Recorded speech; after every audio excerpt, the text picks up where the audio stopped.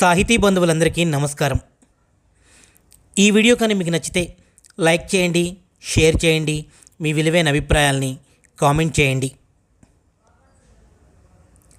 దినదిన గండం కథ రచన బద్రిరాజు తటవర్తి.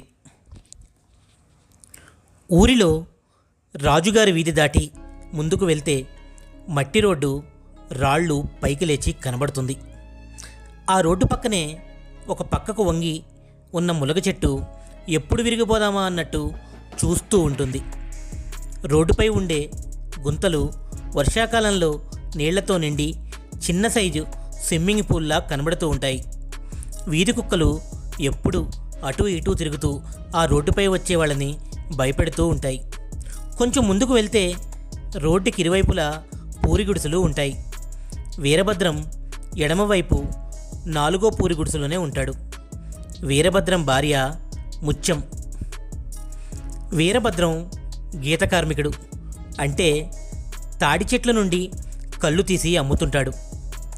వారసత్వంగా ఉన్న 2 ఎకరాల పొలంలో వరి పండిస్తూ ఉంటాడు. ప్రతి సంవత్సరం ఊరి చివరన ఉన్న తాడి చెట్లను పంచాయతీ వాళ్ళు వేలం వేస్తూ ఉంటారు. ఆ వేలం పాటలో తాడి చెట్లను కొని కళ్ళు తీస్తూ ఉంటాడు. వేసవిలో పూత మీద ఉన్న మామిడి చెట్లను కొని మామిడికాయలు, మామిడి పళ్ళు కూడా అమ్ముతూ ఉంటాడు. పోయిన సంవత్సరం ఇలానే మామిడి చెట్లను కొన్నాడు. కానీ అనుకోకుండా వచ్చిన గాలివాన వలన పూత మొత్తం రాలిపోయి చాలా నష్టం వచ్చింది. వీరభద్రం తాడి చెట్ల నుండి కళ్ళు తీసి ఇంటికి తీసుకువస్తే ముత్యం ఇంటి దగ్గర కళ్ళు అమ్ముతూ ఉంటుంది. కల్తీ లేని కళ్ళు అమ్ముతుంటాడని వీరభద్రానికి మంచి పేరుంది. ఎంత ఎత్తైన తాడి చెట్టు అయినా అవలీలగా ఎక్కేయగలడు వీరభద్రం. ఓసారి రైసు మిల్లు పక్కనే ఉండే సందులో ఉన్న తాడి చెట్టు ఎక్కాక వీరభద్రానికి కళ్ళు తిరిగాయి. చెట్టుపై నుండి కిందకి జారిపడ్డాడు. కానీ దేవుడు దయ వలన ఏమీ కాలేదు. వేరే వాళ్ళైతే మళ్ళీ తాడి చెట్టు ఎక్కడానికి భయపడేవాళ్ళు. వీరభద్రం ధైర్యవంతుడు కాబట్టి మళ్ళీ చెట్లు ఎక్కుతూనే ఉన్నాడు, కళ్ళు తీస్తూనే ఉన్నాడు. వర్షాకాలంలో ఓ రోజు సాయంత్రం వరి పొలం చూద్దామని పొలానికి వెళ్ళాడు. పొలానికి వెళ్ళిన కాసేపటికి ఆకాశంలో మబ్బులు బాగా పట్టాయి. బాగా చీకటి పడింది. పెద్దగా వర్షం ప్రారంభమైంది. వర్షంలో తడుస్తూ వేగంగా పొలం గట్టుపై నడుస్తూ ఇంటికి బయలుదేరాడు. చలపతి గారి పొలం పక్కనే ఉన్న కాలువ గట్టు దాటుతుంటే కాలి కింద ఏదో తొక్కినట్టుగా అనిపించింది. ఆ చీకట్లో సరిగా కనబడకపోయినా అది పామే అని ఇట్టే పసిగట్టగలిగాడు వీరభద్రం. దేవుడి దయ వలన పాము కరవలేదు, అదే చాలు అనుకుంటూ వేగంగా ఇంటికి చేరాడు. తరువాత రోజు ఎరువుల కోసం పక్క ఊరికి బయలుదేరుతుంటే వీధి చివరన గోడ పక్కనే ఒక పాము కనబడింది వీరభద్రానికి. చంపేద్దాం అనుకునే లోపే పక్కనే ఉన్న రాళ్లల్లో దూరిపోయింది. ఇంకో రోజు పొలంలో కలుపు తీయించి ఇంటికి వచ్చాడు.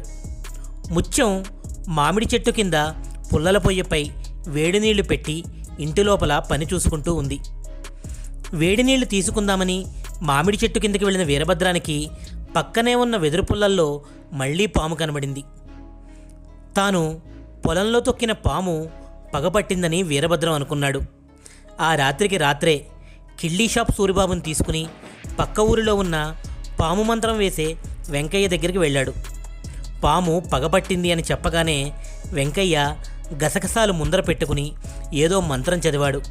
ఆ మంత్రించిన గసగసాలను వీరభద్రానికి ఇచ్చాడు. వీరభద్రం వాటిని తీసుకుని ఇంటికి వచ్చి తన ఇంటి చుట్టూ జల్లాడు. తాను పడుకునే మంచం చుట్టూ జల్లాడు. ఎందుకైనా మంచిదని కొంతకాలం బయటికి వెళ్లకుండా ఇంటి దగ్గరే ఉన్నాడు. ఇంటి దగ్గర ఉన్నన్ని రోజులు ఆ పాము గురించే ఆలోచిస్తూ ఉన్నాడు. ఏ క్షణమైనా పాము వచ్చి పగ తీర్చుకుంటుందని భయపడుతూ ఉన్నాడు. వీరభద్రానికి రాత్రులు నిద్ర లేకుండా రోజులు గడిచిపోతున్నాయి. తిండి తినాలి అని అనిపించడం లేదు. ముత్యం ఎంత ధైర్యం చెప్పినా వీరభద్రం మనసులో ఆ భయం అలానే ఉంది. ఓ రోజు వంటగదిలో పొయ్యి పక్కనే గోడకు ఆనుకుని కూర్చున్నాడు వీరభద్రం. తన చేతి మీద ఏదో కరిచి పక్కనే ఉన్న కొండల్లోకి దూరింది.